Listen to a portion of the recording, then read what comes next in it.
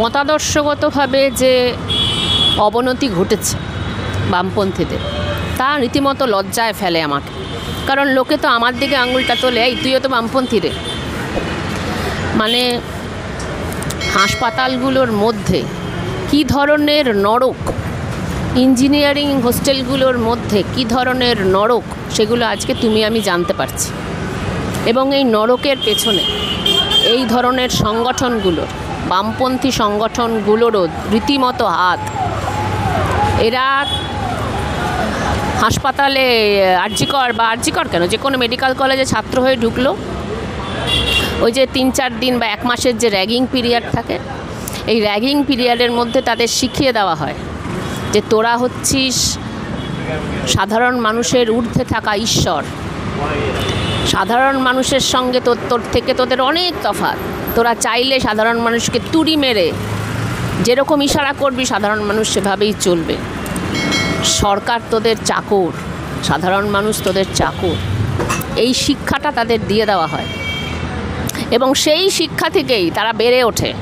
আজকে তারা বলছে আমাদের সিকিউরিটি চাই জনগণের কাছ থেকে, বড় বড় বডিগার্ড চাই জনগণের কাছ থেকে। আজকে তারা যা মুখনিসৃত তাদের যা বাণী, সেটা তোমাকে আমাকে বিশ্বাস করতে হবে, তোমাকে আমাকে মাননীয় বলতে হবে। তারা যা মিথ্যা কথা বলবে নিজেদের সম্পর্কে, সেগুলো আমাদের মানতে হবে। এবং তারা যা করবে, তারা যে কোনো রিসর্টে যাবে, তারা মদ্যপান করে নোংরামি করবে, তারা অশ্লীলতা করবে, তারা বহুজাতিক কোম্পানির বিজ্ঞাপন করবে, তারপরে তারা বলবে শিরদাঁড়া বিক্রি নেই, হাতে ওই শিরদাঁড়াটা নিয়ে তারা বিজ্ঞাপন করবে, তারপরে তারা বলবে তাদের শিরদাঁড়া বিক্রি নেই। ওই যে রডটা বিজ্ঞাপন করেছে সেটা পিঠে লাগান, নিজেদের পিঠে লাগান এবং সিপিএম পার্টির সবার পিঠে লাগান, কারণ আর শিরদাঁড়াটা আপনাদের নেই, জেলি হয়ে গেছে। এই শিরদাঁড়াটা পিঠে লাগান এবং মাঝে মধ্যে একটু একটু মার্কস, এঙ্গেলস, লেনিন, ভারতবর্ষে সমাজতান্ত্রিক আন্দোলন যারা শহীদ হয়েছিলেন, আন্দামানের জেলে যারা শহীদ হয়েছিলেন ভারতবর্ষের স্বাধীনতা সংগ্রাম করার জন্য, তাদের নাম একটু আধটু মাঝে মধ্যে একটু আধটু মনে করুন, দেখবেন আপনাদের শিরদাঁড়াটা একটু আধটু গ্রো করছে। আসলে তিনি যখন অভিনেতা ছিলেন তখন অভিনেতা, এখন তো তিনি অভিনেতা নন, এখন তো তিনি মানুষের সামনে নিজেকে মসিহা হিসেবে দাঁড় করানোর চেষ্টা করেছেন। জনগণের নেতা যখন তোমাকে হতে হবে, তখন তো তোমাকে সাবধানে চলতে হবে ভাই। তখন তো তোমার অভিনেতা সত্তা, পয়সা রোজগারের সত্তা, ব্যবসায়ী সত্তা, সেটা তো তোমাকে নিচে রাখতে হবে। তোমাকে তো নিজের যে চরিত্র, নিজের যে শিরদাঁড়া, সেই শিরদাঁড়াটা শক্তপোক্ত রাখতে হবে। টাকার প্রতি লালসা, লোভ, রিসর্টে গিয়ে নোংরামি, এগুলো তো তোমাদের বন্ধ করতে হবে। ডাক্তার হিসেবে যখন তুমি টাকা চাইছো, ফিসটা কতটা চাইছো সেটা তোমাদের ভাবতে হবে।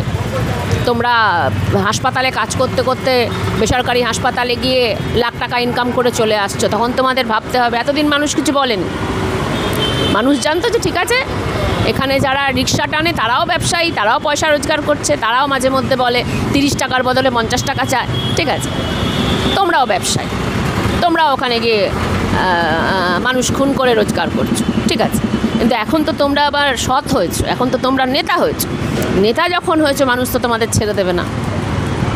ঐশ্বর্য রায় রিসর্টে গিয়ে কি করছে কেউ কি জানতে চায়? ঋত্বিক রোশন রিসর্টে গিয়ে কি করছে এটা কি কেউ জানতে চায়? কিন্তু যদি রাহুল গান্ধী যায় তাহলে লোকে জানতে চাইবে।